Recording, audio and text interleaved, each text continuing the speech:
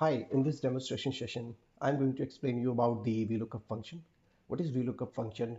When we require from the large database, we need to fetch some specific data or this specific records information from the large table, then we can apply the VLOOKUP function. Although there are multiple lookup functions are there, match function is there, indirect function is there, and the index match function is there, but mostly we use VLOOKUP function to fetch the particular information. So in this demonstration, I'm going to explain about the same. So I have employee data, as you can see in my screen. I have employee data here. So full name, employee ID, first name, last name, email ID, contact number. So only personal information is there about the employee ID.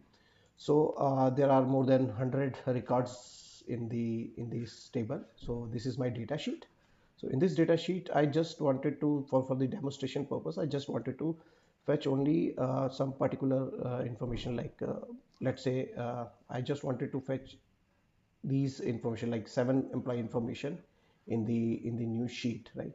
So I have this sheet here, so I can see, like, I'm just pasting the particular employee ID here, and I need to fetch the first name, last name, email or contact. Let's suppose email or contact, email, 3 informations about these 7 employees, right? So I'm just, so now I need to fetch these 3 information for all 7 employees, the first name. So I'm just applying the VLOOKUP function here. So VLOOKUP, so open brackets. So Excel will automatically give you the direction about how you can fulfill the parameters there. So in VLOOKUP function, there are only 4 parameters, which are lookup values, table array, column index, and range lookup. There are 4 parameters, and you will have to fulfill all 4 parameters, right, to get your desired requirement output. So first is lookup value. What is my lookup value? I am looking for the first name of the employee, employee EMP001. So my lookup value is EMP001. So I have selected this cell, which is C2. The information is there, EMP001, right? And then put the comma. So you can see there is a highlight, the lookup value is highlighted. So once we'll put the comma, it will move, the highlight session will move to the next parameter, which is table array. What is my table array? So table array is my data sheet, right? This is my data sheet. But where is my employee ID? My employee ID is there in the B column. So I have to select my table array from the B column to the next column, right? B to, let's suppose, E. There are 4 columns, 1, 2, 3, 4. So I have selected 4 columns. So, but remember, always you need to select your first column would be the same where your lookup value is there. Like, so B to E I have selected. So what I need the first name. So my first name is there in the second column of my selected table array, B to E. So this is my second column. So I'll put comma. Now it is asking for column index number, which is 2, because my first name is there in the second column, comma 0, and then OK. 0 means, like, it will, this is the last parameter, true or false. So always remember, you will have to select the false exact match, right? So you can select false, or you can say 0, which is similar to the false. We'll talk about what about the true value, what is the true, or like true or false. There is an approximate match and the false. So false means the exact match. What we need the exact match. So we'll talk about later about the true, or you can put the 0 instead of false.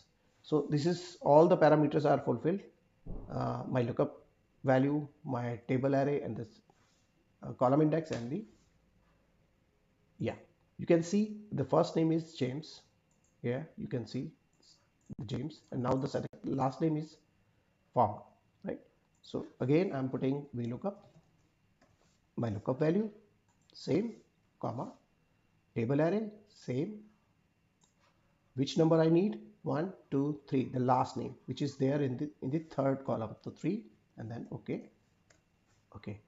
And now email is there in the fourth column, right? can select this table array, which is there in the fourth column. You can see 1 2 3 4 and then comma 0 0, or you can say fourth and then comma the fourth parameter 0, or you can say false. Enter.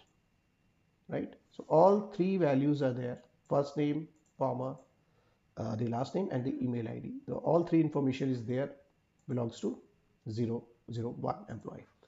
Now what I need, I don't want to write formula for each and every field again and again. So what I can do, I'm just putting the formula here again, function here, VLOOKUP, my lookup value table array, selecting up to email, which is there 4 column B to E, and then second, first name is there in the second column, and then 0 means false, close the bracket and then enter.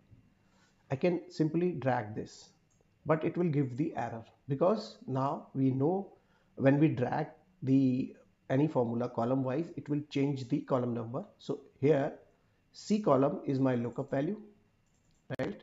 C3, right? When I drag this, so it becomes D. Now my column number has changed, so it should be C, right?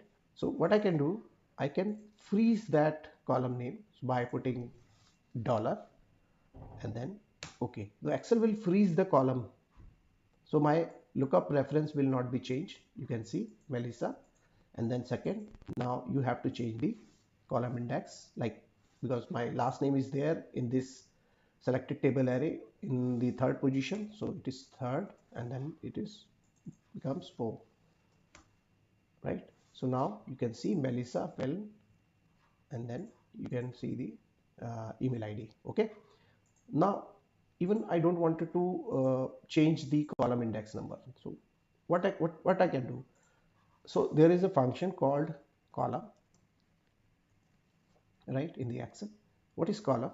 So it will return the, like I would say column A, right, or I can select column A, right. What it will return? It will return the number of number. So it is A means 1, and if I'll drag this right to left, so you can see it becomes B means 2, becomes C means 3, right? The same way, if I could change the column name here to B, what will happen? It will return 2, 3, 4. Now B means 2, now it becomes C means 3, and D means 4. The same thing I need here. We need 2, we need 3, and we need 4. So what we can do, we can put the from the same way, right? Instead of writing 2, we know that we